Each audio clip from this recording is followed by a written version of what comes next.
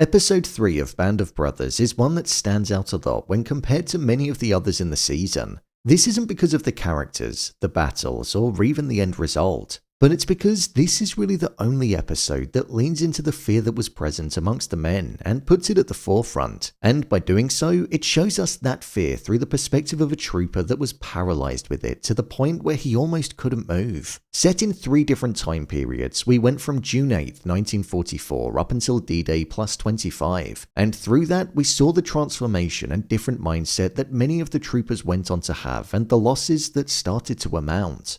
So with that, let's jump into the episode and break down all that there was to take away from it. Here is Band of Brothers Episode 3 Breakdown and Ending Explained. Just to let you know, this video will contain spoilers.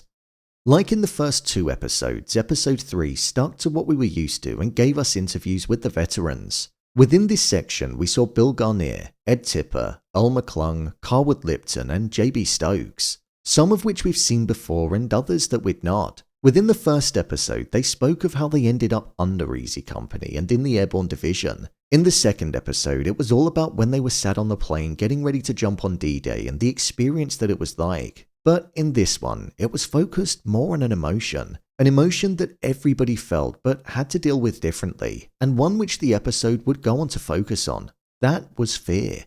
Bill Garnier and Ed Tipper spoke about how they thought that there was a chance that they wouldn't get through D-Day, and they thought that there was a high chance that they'd be killed instantly. Plus, Ed also went on to say how the only alternative that he thought of was that he may have made it back alive and unscathed. He didn't think that there was some kind of middle ground. From there, Earl McClung and Carwood Lipton spoke about the fear that was present in themselves, but was also there in pretty much everybody. But there were just different levels that people would experience. This is something which did get a main focus in the episode with Albert Blithe, but as Lipton said, the idea of not letting your comrades down was something that took the main focus and would ultimately pull most of the troopers through.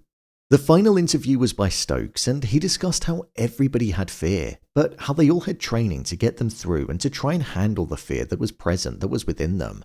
This was actually a really powerful line in the interview, because as the episode went on, we saw the men in combat which was the harshest, fiercest, and deadliest that they'd been in up until that point, which was trying to take Carenten. And during that fight, their natural instinct of flight and fear was taking over for a lot of them. The fear to not run into danger, but they needed to in order to do what Lipton said in his interview, to not let their comrades down and to help them from facing oncoming fire.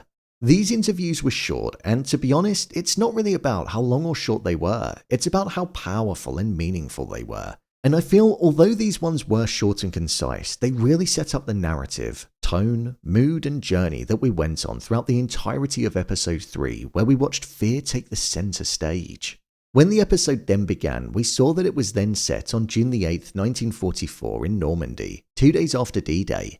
This was where we were first introduced to Private Albert Blithe, who stood there in complete silence, on his own, looking up at the sky.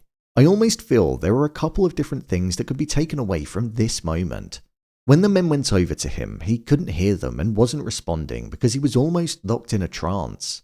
I feel he was looking up because it felt like he was thinking about where he'd come from and realizing that there was no way of just miraculously being transported back. It hit him that he was stuck in Normandy and there was nothing that he could do about it. He now had to navigate the war that was in front of him in order to be able to get back home.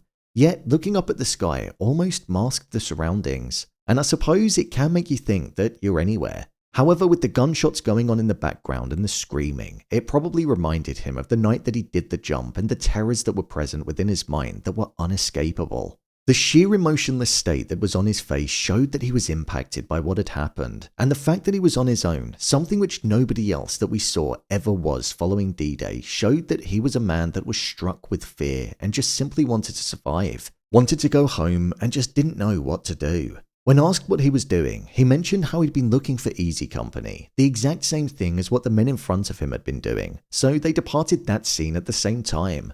One would have to think that because there was a parachute that was there and hearing how he missed the drop zone, it made me think that that's where he'd been the past 2 days.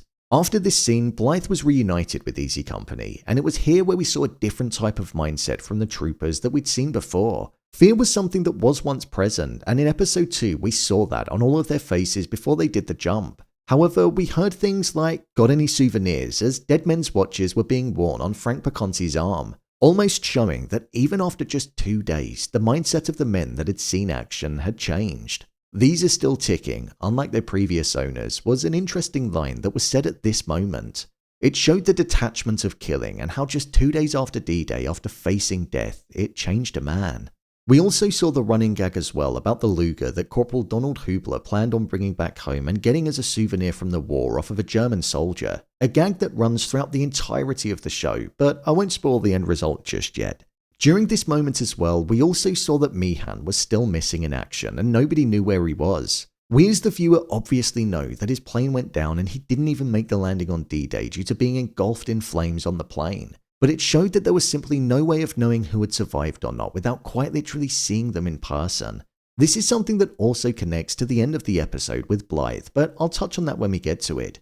Once the boys had been rested up, we saw the main focus of the episode, which was linked to the title, and that was that the men had a mission on taking the town of Carenten. It was the only place where the armor from Omaha and Utah Beach could link up and enable them to head inland. So until they took Carenten, it meant that the boys on the beach were going to be stuck on the sand. So it was a vital mission when it came to determining the progression of the war and the ground that they were trying to take. During the journey towards the town, we saw that the potential lack of training or the ability to stick to it was present.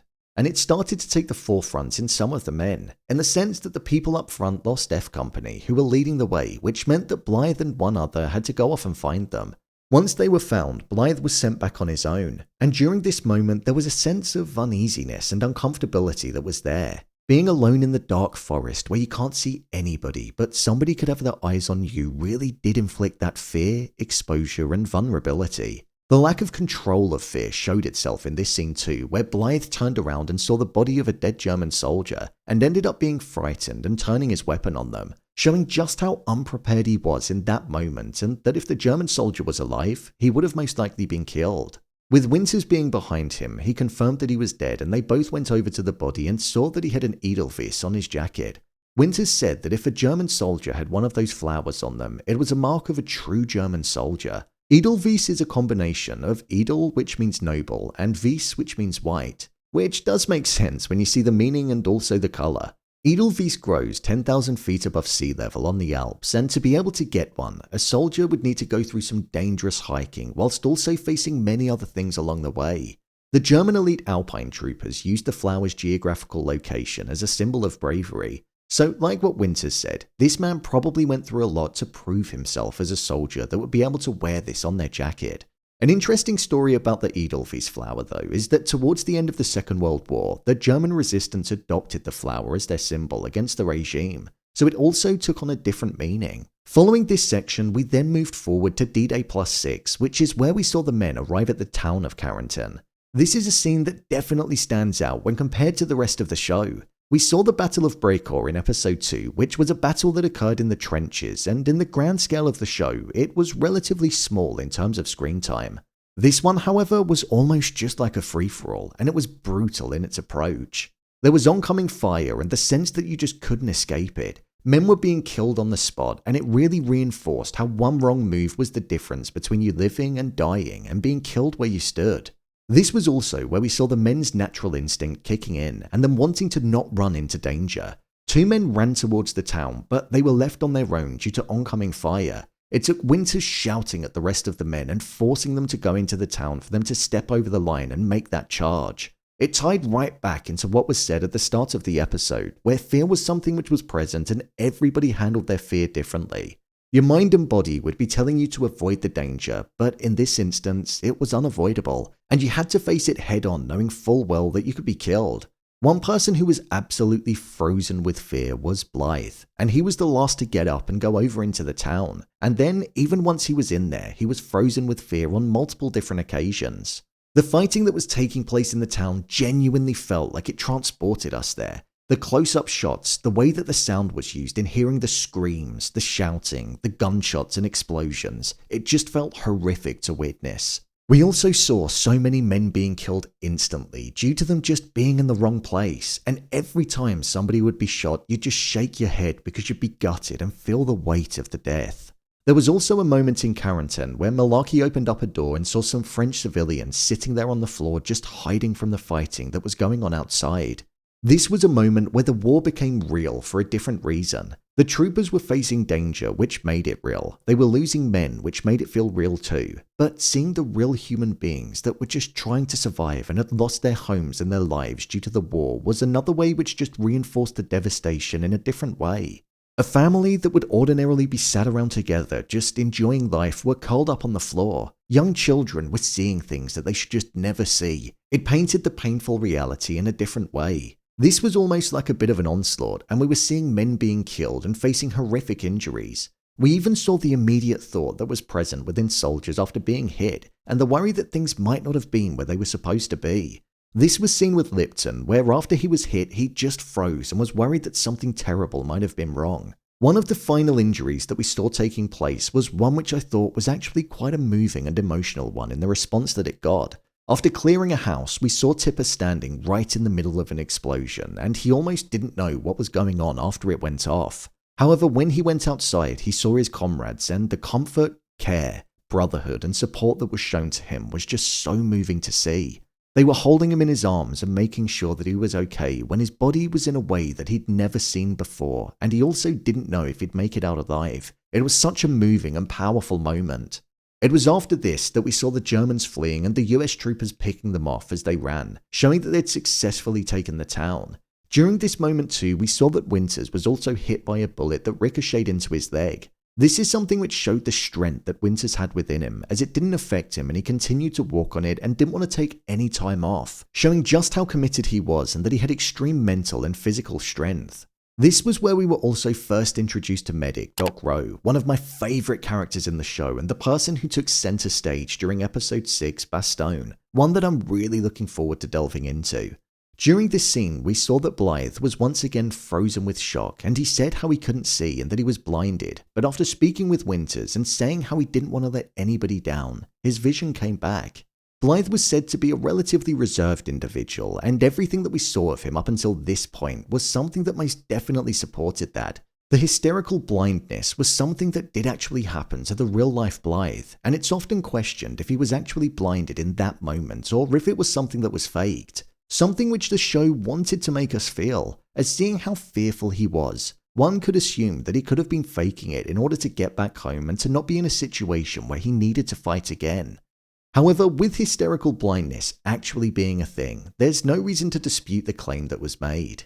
Once the group were outside, again, like we saw in the first part of the episode, we saw a confident mindset that was present amongst all of them, as there were murmurings going around and conversations that were taking place where they were joking about being able to take Berlin by Christmas. But that was just the victory of the battle speaking, as only a couple of moments later Spears arrived and said how they were moving out shortly.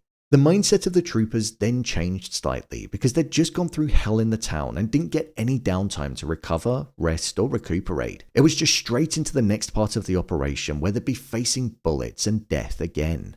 The rumour of Spears from episode 2 was something which had developed and really lent in on the way that stories can get spread throughout a large group of people and be exaggerated over time. This was focused around Spears with the German prisoners of war that he apparently gunned down. It had morphed into this story where he'd apparently killed 20 of them. Others were saying that it wasn't him, others were saying that it was, and people were also saying that he shot one of his own men to make a point. So there was no truth to it whatsoever at that moment, but that was the point. People feared him because of the unknown.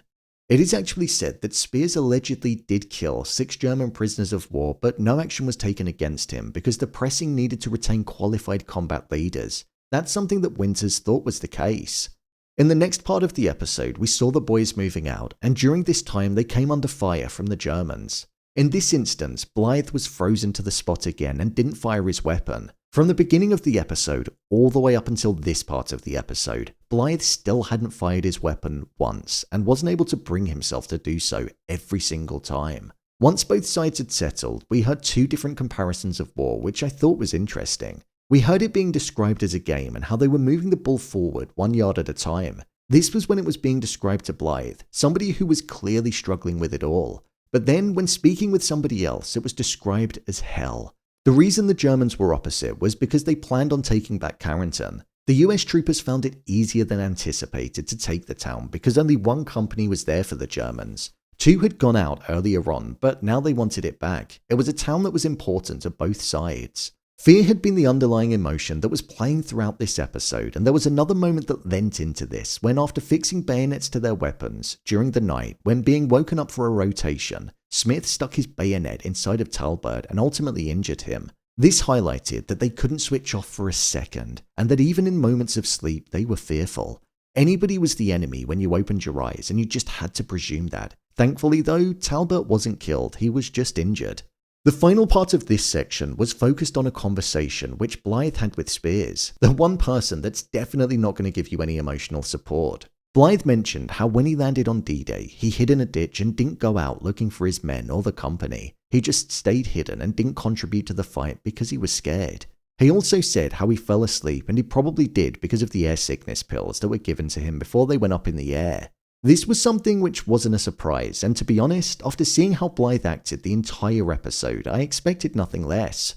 I imagined there were actually people that were like that during the war. People that were just paralyzed with fear and could barely function.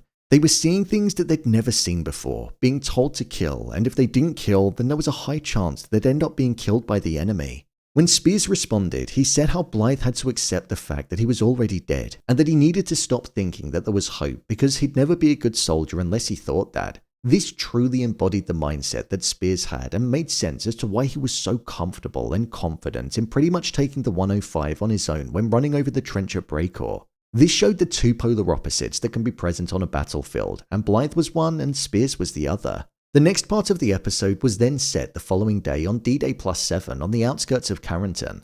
This was where, again, like what was seen when they were on their way the day before, they came under a surprise attack and it was just all-out chaos. Blithe was in the ditch and was just screaming erratically with tears going down his face, trying to stop the noise from entering his ears.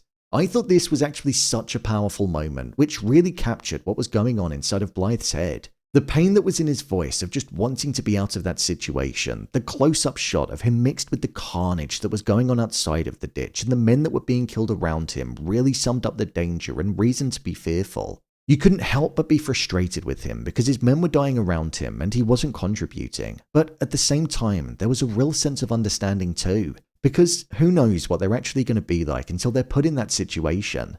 This was Blithe at breaking point and the worst we'd seen him in terms of his mental state. It took Winters quite literally spurring him on and directing him to aim his weapon and fire for him to actually do so.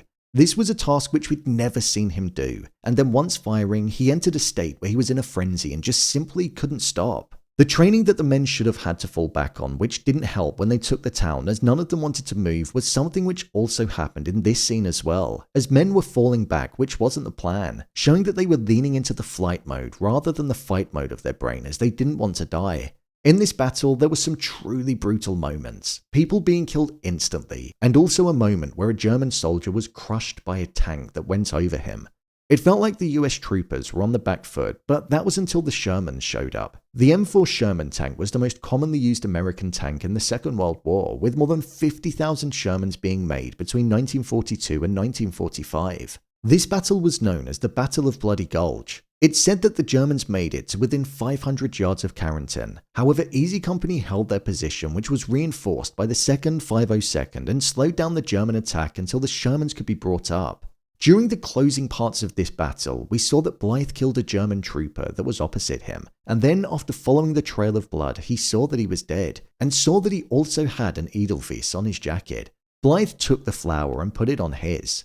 This was a symbolic moment because taking it and wearing it showed that he was a transformed man, and like how the German soldiers had to go through a lot in order to earn it, Blithe killing the enemy and actually firing his weapon and not cowering in a ditch was exactly that for him. And we saw that it had a lasting effect and that he was a changed man when it cut to D-Day +27.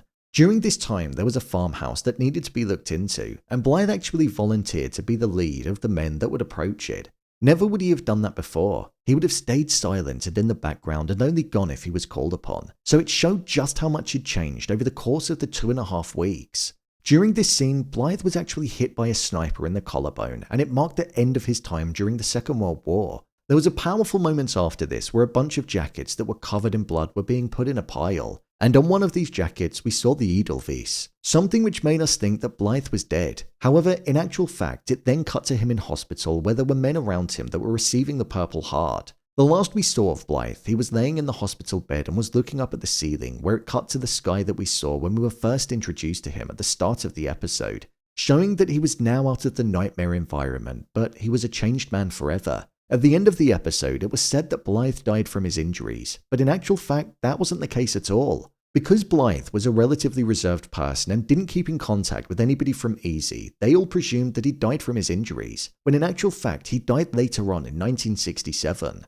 Whilst Blithe didn't return to combat in World War II, he did serve during the Korean War with the 187th Airborne Regimental Combat Team. He actually received a Bronze Star and a Silver Star for jumping behind enemy lines for his service during this war. Blithe met his end and died due to a perforated ulcer on December 17, 1967. Whilst on duty in Germany, Blithe was nauseous and was taken to the emergency department where they found the perforated ulcer, but he sadly died when in intensive care. He was 44 when he died. During the remainder of the episode, we saw that the spirits were high from the men that were taken off of the front line and were promised that they'd be able to rest and recover. Malarkey was driving around and enjoying the thrills of speed and not facing an enemy. However, once they were all sitting around and were together, it was announced that their passes had been revoked and that they wouldn't be returning back to England. From there, the mood changed and it was no longer full of excitement with the thought of relaxation being on the horizon following the battles that they'd been through. But it was a stark reminder of the fact that there was a war going on and there was no time for resting or for breaks. Lipton saying, "If you haven't got a will, make sure you go and get it sorted," was a line that stuck with me. Many of these men could be dead the next time that they find the opportunity to have a laugh with one another. So the life and death nature of it was something that cut through in that instance. The final moment in this episode was of Malarkey collecting his laundry, and it was during this time where he was asked if he could take the laundry for the people that he knew. All of these names that were being read were names of men that were most likely killed and that he'd never see again. One of those names was Meehan, confirming to him that he was most likely dead now. Malarkey's face dropped as he knew that the people that he once knew were now a memory and death could come at him or anybody in an instance. The text that we saw on screen mentioned how 65 men were lost by the time that Easy Company was pulled off of the line on June 29th, something which supported what was shown to us with Malarkey, and that within the space of 19 days, many men that he once knew were no more. My review of the episode. I think episode 3 of Band of Brothers is a great episode. They're all great, but I like the fact that this one is a bit different because it's specifically focused on fear, something that wasn't as much of a focus in the other episodes. I imagine fear was something which was present amongst every single person that was there in some capacity, but people just managed it differently, and you got the impression with this episode. Blithe is definitely a character that's memorable in the show, because the performance that Mark Warren delivered was really powerful. His emotionless, shocked state throughout the entirety of it is something that's genuinely haunting to watch, because you can't begin to imagine what's going through his mind. His sleep-deprived, yearning to be home, fearful nature is the stark contrast to anything that we'd seen up until that point. One thing that I also liked about the character's journey was the transformation that we saw him go on, as by the end, he was a completely different man, so it felt like we knew the character a tremendous amount by the end of the episode. The battle scenes in this episode were truly remarkable too, and captured the danger that was present. For the first time, we saw men being killed in an instant, and it showed us how death could just arrive without ever expecting it. Although Winters didn't have a large focus in the episode, the small inclusions that were there showed the pure leadership skills that he had, and how whilst Easy was underneath him, he'd do anything for them as long as they'd do anything for him. The fact that he pressed on with his injury as well showed the type of person that he was. With episode 4, titled Replacement, being next, it's one that definitely marks the middle of the road when it comes to the type of episodes that you usually get, but it's still a fantastic one. It's focused on Bull, somebody who's considered one of Easy Company's greatest soldiers, so I'm looking forward to delving into that one with you all. So, there you have it, Band of Brothers episode 3 breakdown and ending explained. If you're enjoying the Band of Brothers videos, then there's a playlist in the top corner where you'll find breakdowns of episode 1 and 2. I've also been covering Masters of the Air, and if you want to see full breakdowns on all of those episodes, that's in the top corner too. I'll be releasing my episode 4 breakdown of Band of Brothers within the next week, so be sure to come back to see the video. What's your favourite episode in Band of Brothers? Let me know your thoughts in the comments below. Thanks for tuning into the video, and I'll see you in the next one.